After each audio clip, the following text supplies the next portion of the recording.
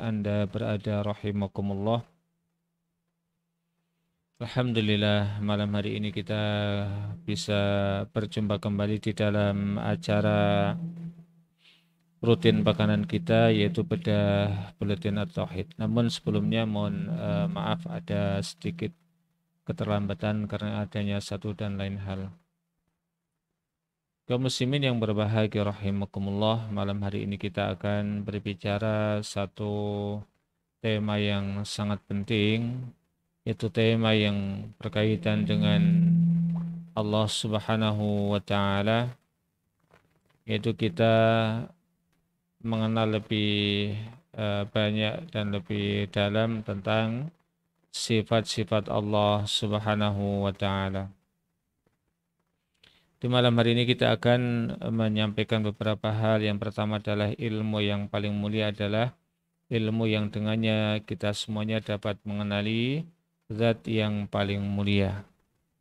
Yang kedua, ilmu mengenai sifat-sifat Allah merupakan satu di antara bagian terpenting dari ilmu tauhid. Di antara sebab penyimpangan beberapa kelompok yang ada di tubuh kaum muslimin adalah karena kesalahan di dalam memahami sifat-sifat Allah Subhanahu wa taala. Dan yang keempat nanti kita akan mengenal sifat-sifat Allah Subhanahu wa taala dapat mendatangkan banyak manfaat bagi seorang mukmin. Kaum muslimin yang berbahagia rahimakumullah wa azani Allahu wa iyyakum jami'an.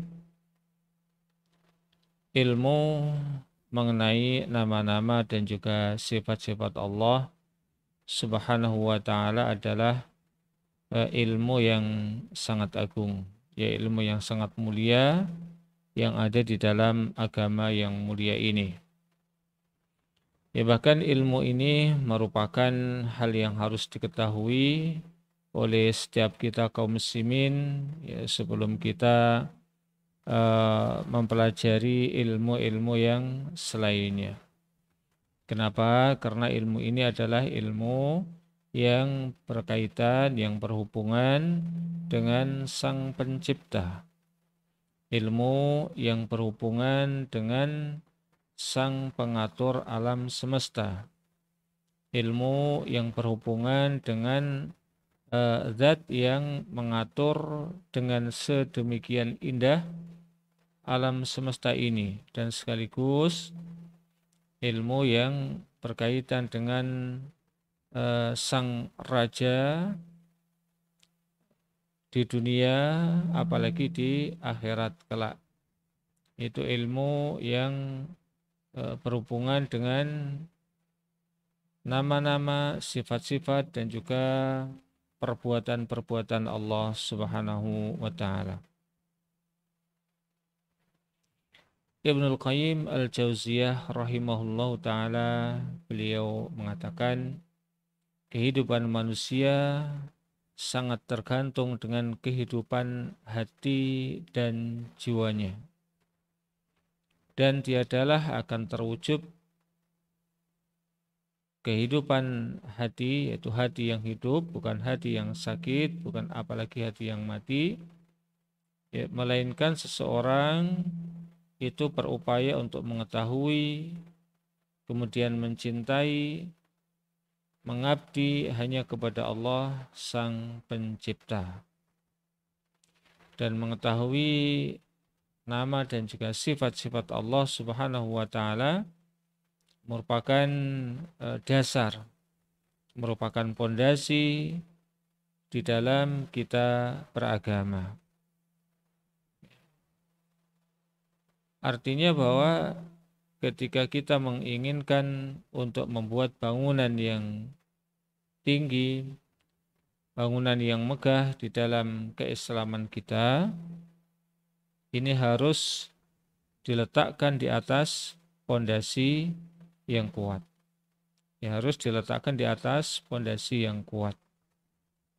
Karena sehebat apapun, sekuat apapun satu bangunan, bahkan seindah apapun, tanpa diletakkan di atas pondasi yang kuat, maka akan sangat mungkin bangunan tadi ya mungkin nanti miring, retak dan bahkan patah ataupun bahkan mungkin roboh. Maka dalam hal ini Ibnul Qayyim Al-Jauziyah juga mengatakan siapa yang ingin meninggikan bangunan maka ia harus mengokohkan, memantapkan dan benar-benar memperhatikan struktur dan kekuatan pondasinya. Karena tinggi bangunan itu seharusnya selaras dengan kekuatan pondasi. Demikian pula bangunan iman seorang hamba, bangunan tentang keyakinan ini harus diperkuat sehingga harapannya ketika keimanan seseorang, ketika pondasi akidah seseorang itu betul-betul kuat, ya maka sekian banyak dan sehebat apapun bangunan yang akan diletakkan di atasnya, maka wa insyaallah ya dia akan aman.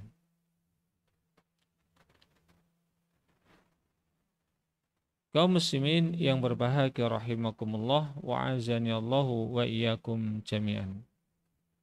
Ya, kita dari tadi sudah mengatakan ya, ingin mempelajari tentang nama dan sifat Allah, dan wabil khusus di dalam kesempatan ini kita akan lebih terfokus kepada membahas sifat-sifat Allah Subhanahu wa taala. Namun tidak mengapa kiranya kita sampaikan ya, sedikit perbedaan antara nama-nama dan sifat Allah Subhanahu wa taala meskipun dua kosakata ini sering digandengkan. Nah, mungkin di antara kita kaum muslimin itu lebih banyak mengenal dan lebih akrab terhadap istilah al-asmaul husna, nama-nama Allah Subhanahu wa taala yang mencapai puncak kebaikannya.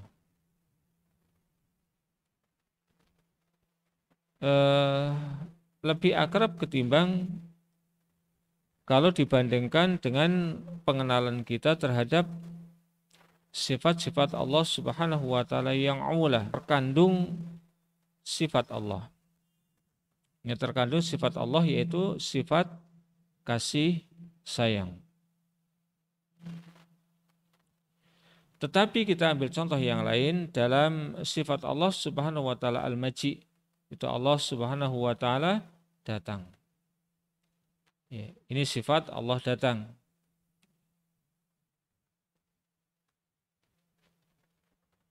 Akan tetapi ya, tidaklah kemudian dari sifat yang maknanya itu datang, maka kemudian akan diambillah nama dari sifat ini, seperti misalnya al-Ja'i, yaitu yang maha datang. Tidak. Ya, ini sebagai contoh ya, sebagai contoh.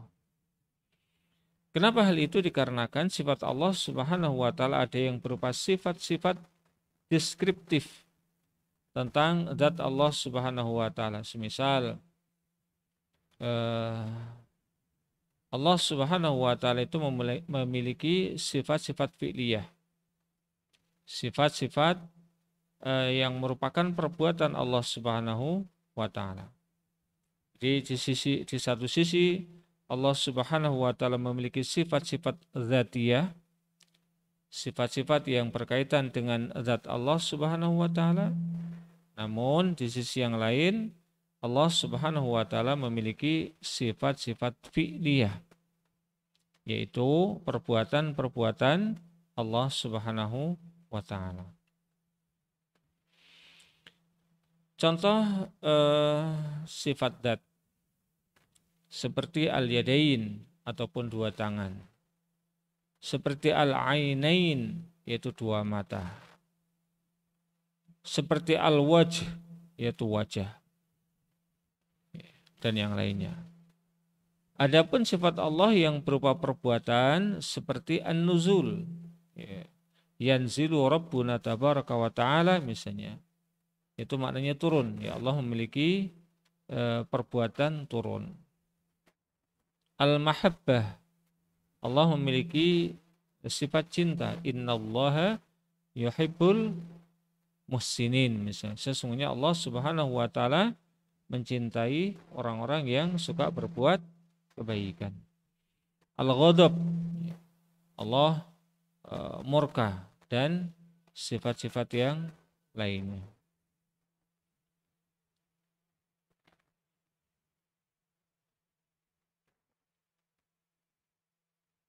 Nah, terlebih lagi ketika sebagian daripada sifat-sifat Allah Subhanahu wa taala itu ada yang memiliki makna ganda ataupun bisa berkonotasi negatif dan positif.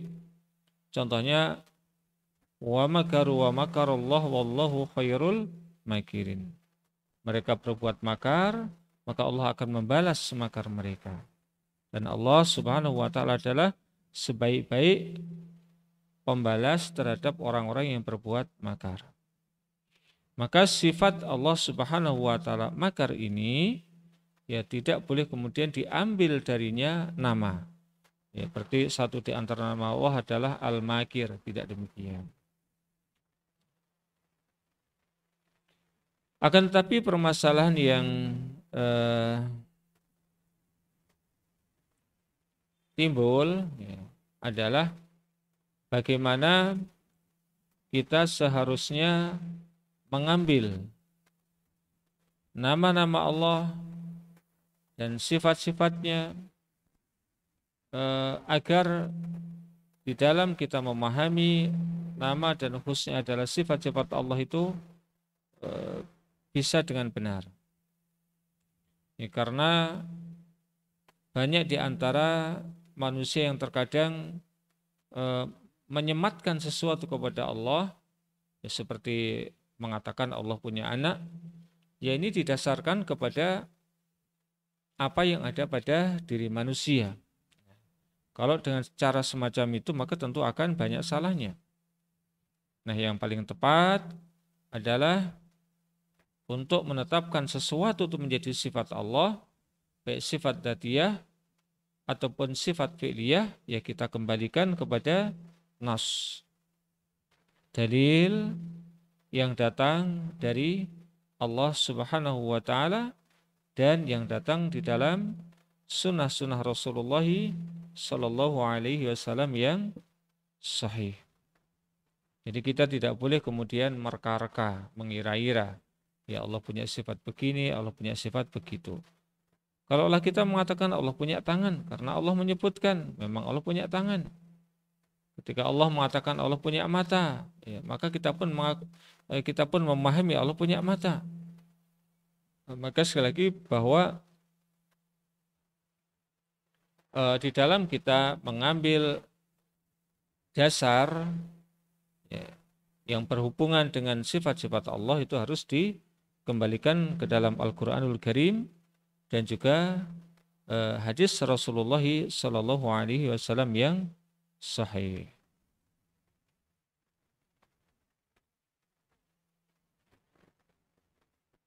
Nah, kemudian akan muncul problem pada diri kita. Ketika semisal Allah Subhanahu wa taala ya di dalam Al-Qur'an mengatakan wa wajhu rabbika dzul jalali wal ikram. Dan wajah Rabbmu yang memiliki keagungan dan kemuliaan.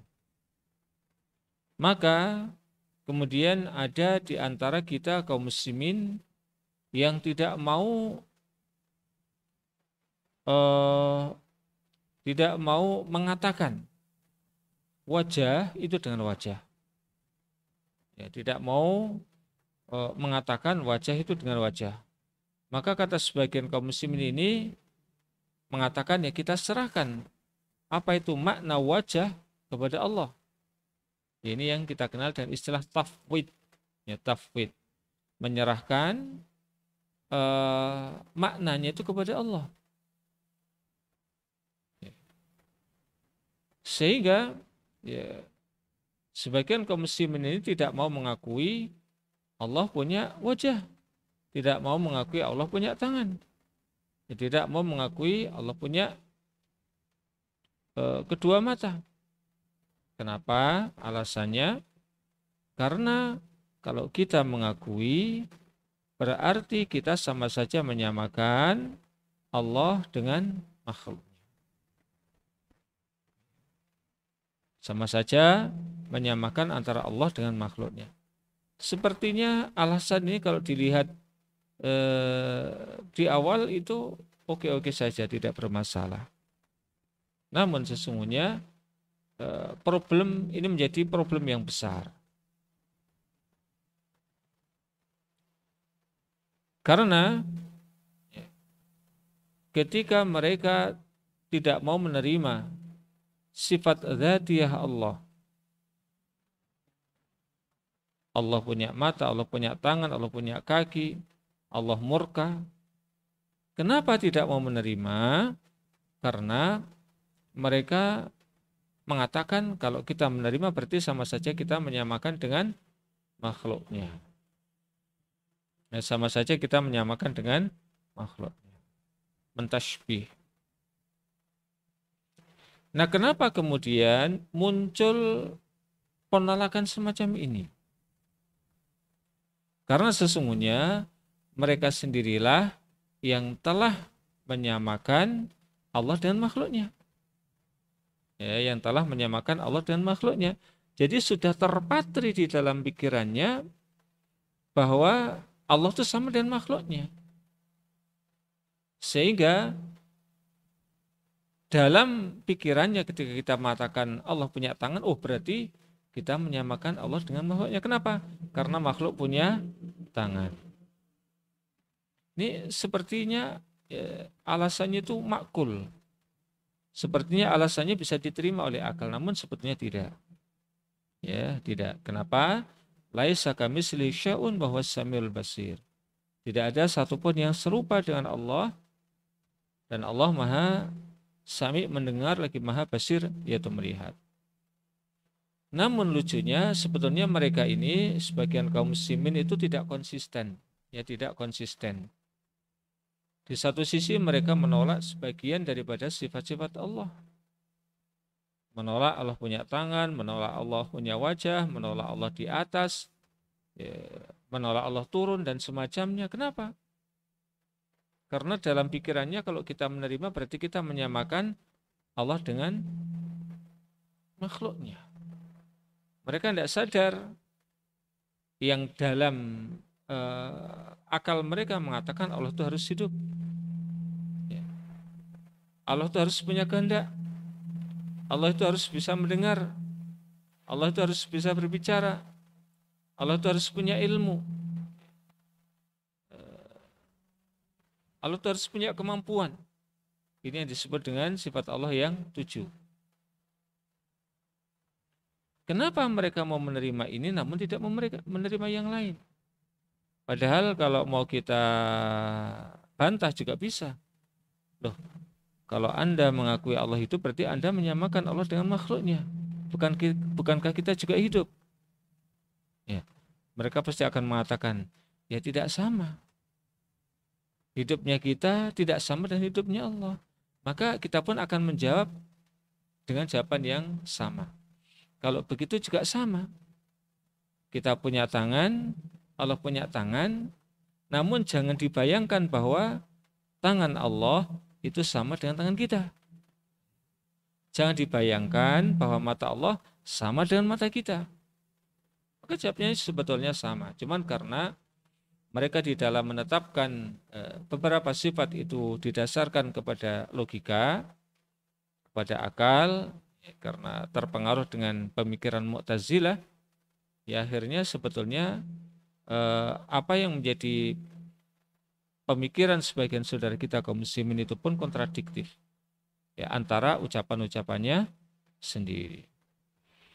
Maka Ahlus Sunnah wal Jamaah ya mereka mengakui bahwa Allah itu memiliki sifat-sifat dzatiyah. Ya, punya kaki di dalam hadis Rasulullah menyebutkan demikian, punya kedua tangan, memiliki mata, memiliki telinga. Bahkan juga Allah di antaranya menyebutkan di hari kiamat kelak langit dan bumi itu ada di dalam genggaman Allah. Ya Allah punya tangan. Kita harus mengakui. Namun laisa kamitslihi, tidak ada satupun yang serupa dengan Allah. Oleh karena itu jangan pernah kita kemudian memikirkan bagaimana tangan Allah, bagaimana mata Allah, terlebih lagi menyerupakan. Jangan, terlebih lagi jangan sampai kita menyerupakan Allah dengan makhluknya. Karena sehebat apapun manusia, secerdas apapun, ya tentu mereka akan berpendapat hanya sesuai dengan ataupun hanya sebatas kemampuan akalnya, tidak akan bisa lebih daripada itu. Padahal bagaimana zat Allah itu sesuatu yang jauh di luar jangkauan akal. Oleh karena itu di dalam akidah Ahlussunnah wal Jamaah yang benar bahwa kita mengakui Allah punya tangan, Allah punya kaki, Allah punya mata, Allah punya wajah dan seterusnya. Namun kita mentafwid, menyerahkan bagaimananya tentang sifat-sifat Allah yang tadi itu kepada Allah Subhanahu wa taala. Janganlah kita mencoba-coba kemudian menganalisis kemudian menyampaikan apalagi mentasbih, oh tangan Allah demikian, oh mata Allah demikian, oh turunnya Allah demikian, oh naiknya Allah demikian. Jangan sama sekali. Yaitu bukanlah wilayah kita. Oleh karena itu Imam Malik Ibnu Anas rahimahullah ta'ala ketika beliau ditanya tentang mana istiwa, maka kata beliau al-istiwa'u ma'lumun wal kaifiyatu majhulun was-su'alu anhu bid'atun. Istiwa itu maknanya mafhum. Dalam bahasa Arab istiwa itu maknanya sudah mafhum. Adapun kaifiyahnya seperti apa, bagaimananya, maka itu majhul, tidak diketahui karena berkaitan dengan masalah Allah. Jangankan sesuatu yang berhubungan dengan masalah Allah, sesuatu yang berhubungan dengan masalah makhluk saja banyak yang kita tidak mengetahui. Coba kalau panjenengan ditanya seperti apa hatinya kepiting, kita tidak tahu. Padahal dia adalah makhluk hidup. Ya maka jangan sekali-kali ya, kita kemudian mengkaifiyahkan, apalagi memvisualisasikan ataupun bahkan menyerupakan dengan makhluknya. Jangan pernah ya, melakukan hal yang demikian. Lah kenapa kemudian sebagian dari saudara kita kaum muslimin menolak bahwasanya Allah Subhanahu wa taala itu turun? Kenapa dalam pikiran mereka kalau Allah turun di dalam hadis Bukhari dan Muslim ya Rasulullah bersabda yanzilu rabbuna tabaraka wa taala ila sama'i dunya hina as-sulus al-lail ya sulusul lail al-akhir. Allah Subhanahu wa taala turun ke langit dunia ketika malam tinggal sepertiganya. Mereka tidak mau menerima, kenapa? Dengan alasan coba nanti kalau Allah itu setiap malam turun, ya nanti ketika turun di Jogja, ya, nah Surabayanya gimana? Berarti kosong dong Surabayanya. Nah kenapa kemudian sampai muncul pertanyaan semacam ini? Karena mereka sudah mencoba-coba untuk memikirkan bagaimana kaifiyah, bagaimana tata caranya Allah Subhanahu wa taala itu turun ke muka bumi dengan menganalogkan pada manusia. Ya kalau manusia dia sedang turun sepertiga malam di Jogja, berarti di Surabaya nggak ada manusianya tadi. Nah mereka ingin menyamakan, atau bahkan mereka menyamakan Allah dengan makhluknya, sehingga mereka tidak mau menerima hadis yang sahih tersebut, yanzilu rabbuna tabaraka wa ta'ala. Padahal kaidah Ahlussunnah ya udah kita terima Allah turun ya turun. Cuman kita tidak usah pusing-pusing memikirkan bagaimana turunnya Allah. Kita serahkan kepada Allah Subhanahu wa taala. Maka kita mentafwidnya, menyerahkannya kepada Allah adalah dalam masalah kaifiyah. Adapun sebagian saudara kita yang tidak mau mengakui tentang sifat-sifat Allah tadi, dia mentafwid, menyerahkan kepada Allah mulai dari sejak maknanya. Maka kalau turun tuh maknanya ya yang turun ya bukan Allahnya ataupun bukan apanya, ya itu kita tidak usah mikir seperti itu. Ya, itu serahkan saja kepada Allah.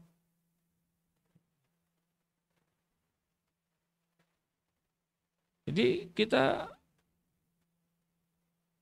memahami ya turun.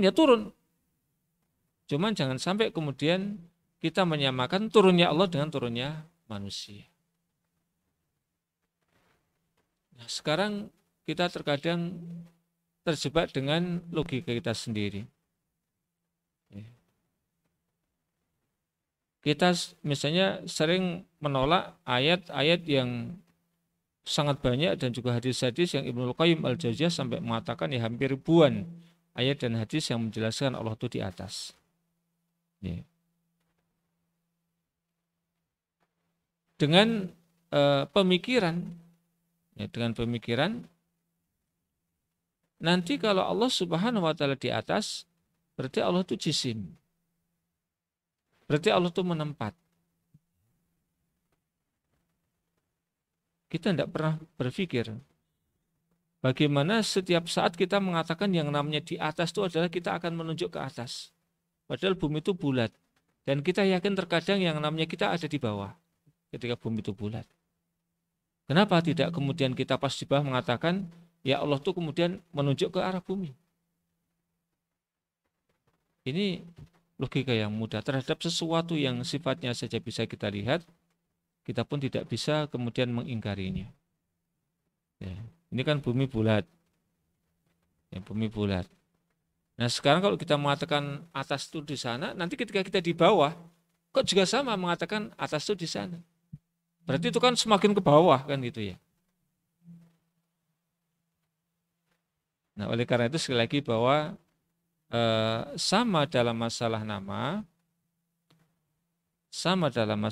itu belum tentu sama dalam masalah hakikatnya, kenyataannya.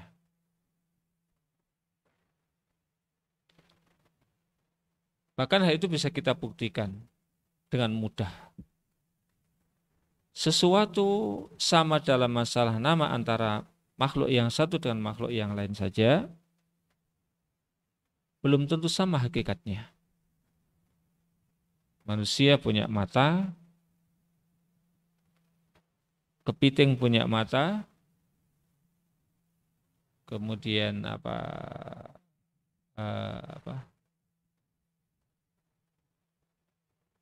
yuyu, ya. Apa yuyu bahasa Indonesianya? Yuyu itu hidupnya di air tawar, kepiting di laut itu ya. Sama-sama punya mata, kita punya mata. Nah mata kita dengan matanya kepiting aja udah beda kok. Sama namanya mata, namun hakikatnya berbeda. Apalagi kemudian makhluk dengan Allah lebih layak untuk berbeda. Maka laisa kamitslihi syai'un wa huwas samiul basir.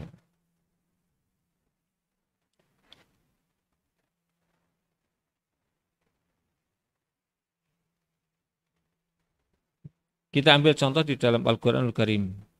Qala ya iblisu ma ma'anaka an tasjuda lima khalaqtu biyadayya. Wahai iblis, apakah yang menghalangi Anda dari sujud kepada Adam? yang telah kuciptakan dengan kedua tanganku. Ya, surat Shad ayat ke-75. Dalam firman Allah Subhanahu wa taala di atas terdapat sifat Allah yaitu kedua tangan, yaitu sifat dzatiyah, sifat yang berkaitan dengan zat Allah. Untuk menetapkan sifat tersebut secara benar, maka kita perlu memperhatikan keempat kaidah di atas. Yang pertama, kita tidak boleh menolaknya.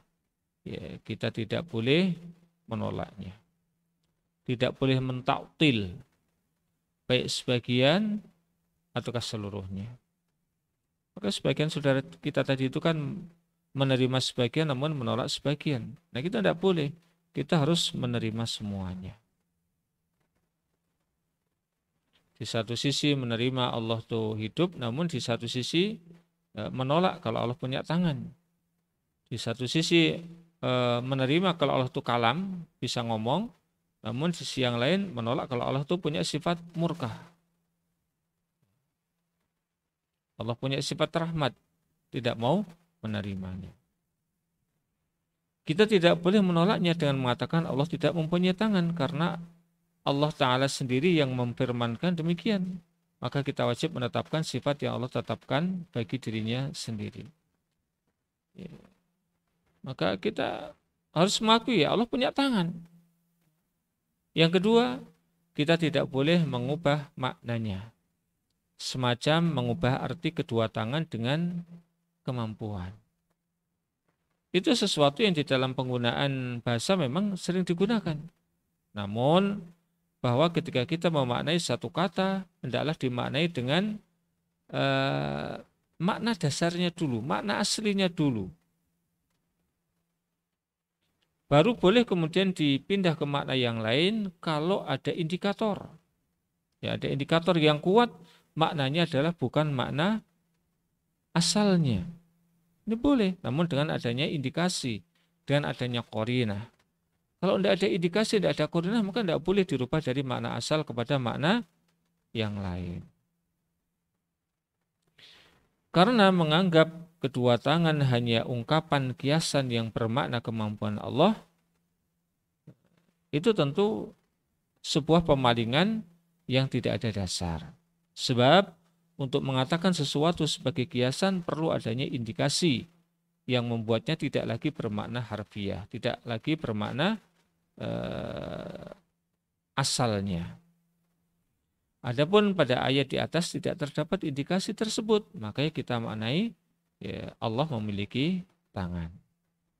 Ketiga, kita tidak boleh membagaimanakan ataupun memperagakan ataupun menvisualisasikan bentuk kedua tangan Allah. Bahkan kita tidak boleh sekedar membayangkan tangan Allah itu demikian, demikian, dan demikian. Karena Allah Subhanahu wa Ta'ala itu sesuatu zat yang tidak bisa kita jangkau dengan akal pikiran kita. Kita sebagai makhluk itu hanya bisa menjangkau ya, apa yang bisa kita dapatkan dengan indera kita, entah dengan pendengaran, entah dengan penglihatan, perabaan, dan yang lainnya. Maka di luar itu kita tidak akan mampu kemudian menganalisisnya. Kita tidak tahu kemudian membagaimanakannya. Allah berfirman, ya'lamu ma baina aydihim wa ma khalfahum wa yuhituna bihi ilma. Allah mengetahui apa yang ada di hadapan mereka dan apa yang ada di belakang mereka, sedangkan Allah tak dapat dijangkau oleh pengetahuan mereka, ya oleh indera manusia. Seperti apa-apanya, maka tidak bisa diketahui. Artinya zat Allah tak dapat dijangkau oleh pikiran manusia, sehingga sifat-sifat Allah tidak dapat diindera dan tidak dapat dibayangkan akal. Jangankan Allah, surga saja, kata Rasulullah, Rasul mengatakan, Allah berfirman di dalam hadis qudsi, surga saja yang sama-sama makhluk Allah tidak bisa kita bayangkan. Kata Rasulullah mengatakan, Allah berfirman, a'dadtu li'ibadi as-salihin ma la 'ainun ra'at wa la udhunun sami'at wa la khatara fi qalbi bashar. Telah aku persiapkan untuk hambaku yang soleh sesuatu yang tidak pernah dilihat oleh manusia, tidak pernah didengar oleh tidak pernah dilihat oleh mata, tidak pernah didengar oleh telinga, dan tidak pernah terpikir di dalam sanubari manusia. Itu sama-sama makhluk, apalagi Allah Subhanahu wa taala. Ya, indera kita tidak akan mampu menjangkau. Ya, indera kita hanya mampu menjangkau sebatas ya, apa yang pernah dilihatnya, pernah dibacanya, pernah didengarnya, pernah dirabanya, intinya yang pernah yang mampu diindera oleh indera kita. Ya tidak, maka tidak mungkin kita mampu menjelaskannya. Yang kita ditanya seperti apa jin? Ya tidak tahu. Bentuk aslinya seperti apa? Tidak tahu. Kalaupun ada seseorang yang terkadang melihat jin itu, ya bisa saja mereka berubah dari bentuk aslinya. Jadi kalau kita melihat bentuk aslinya, kita malah takut sendiri.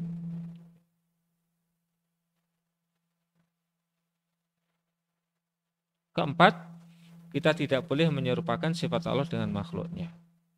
Ya, karena laisa kamitslihi syai'un wa huwas samiul basir. Maka sekali lagi bahwa sama dalam masalah nama tidaklah melazimkan sama dalam masalah hakikatnya. Tidaklah sama dalam kenyataannya. Ya, contohnya tadi, ya sesama makhluk saja berbeda, apalagi kalau hendak dibandingkan dengan Allah Subhanahu wa taala. Larangan terlalu mendalami detail sifat Allah, artinya mengenai seperti apanya. Ya cukuplah kita kemudian menerima informasi yang datang dari Allah, informasi yang sahih yang datang dari Rasulullah. Allah punya ini, Allah punya itu, Allah begini, Allah begitu. Saya itu kita terima di situ saja, tidak usah kemudian kita memikirkannya terlalu dalam-dalam.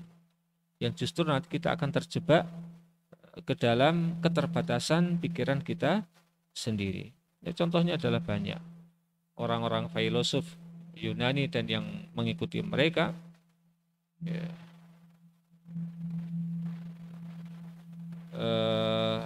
Contohnya adalah Ibnu Arabi sendiri. Ya, mereka sampai akhirnya kebingungan ketika ingin mendeskripsikan tentang sifat Allah Subhanahu wa taala, karena memang di luar jangkauan dirinya sebagai manusia. Buah mengimani sifat Allah Subhanahu wa taala yang pertama, ketika hamba beriman kepada Allah,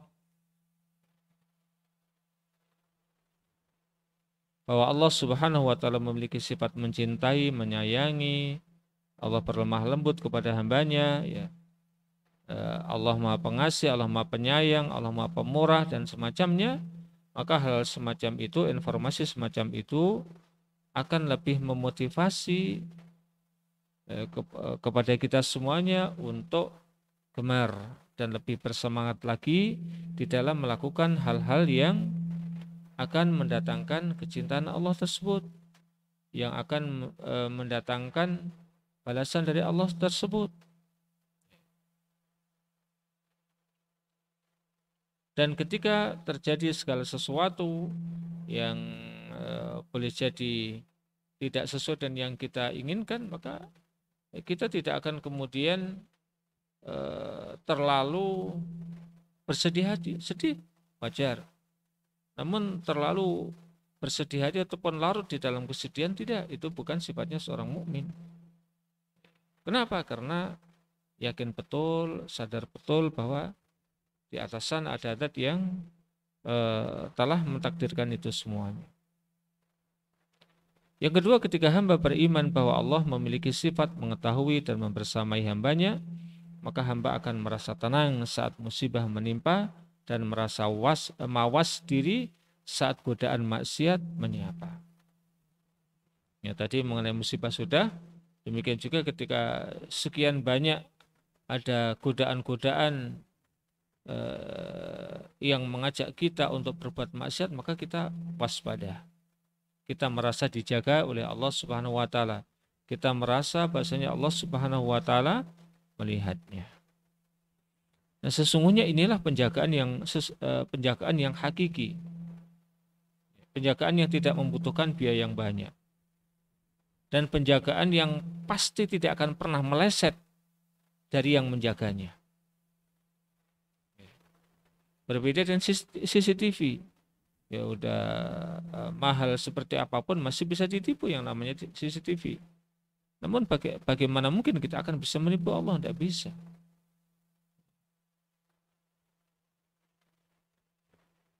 Maka seseorang yang betul-betul merasa diawasi oleh Allah Subhanahu wa taala tentu takut untuk melakukan maksiat, dan juga dia tidak ingin meninggalkan apa yang diperintahkan oleh Allah Subhanahu wa taala kepada dirinya.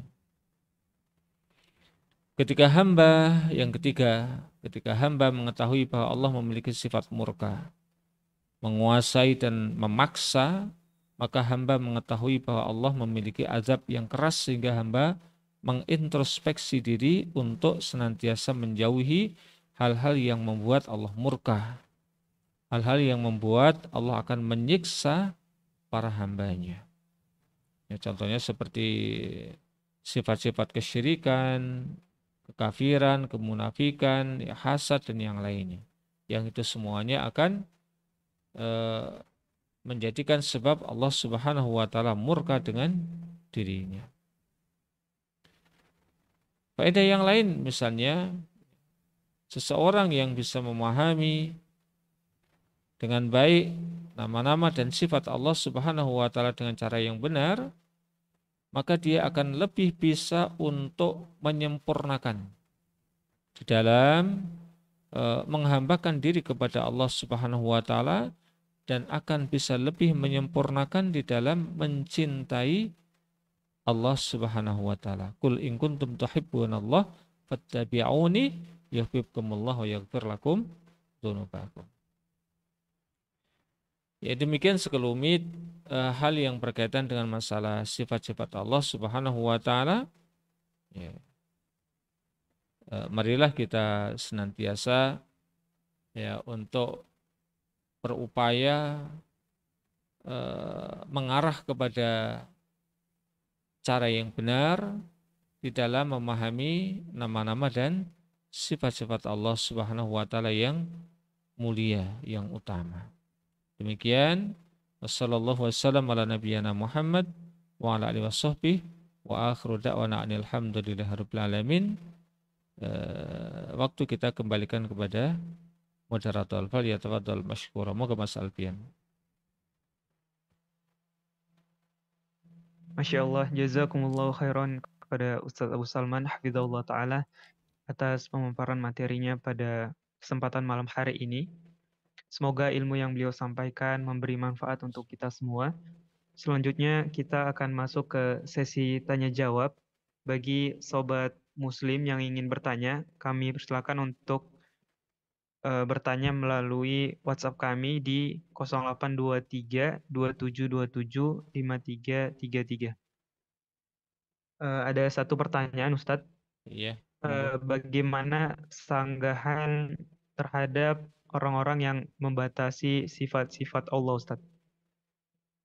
Demikian. Baik. Yang pertama kita tanya, adakah ya informasi yang valid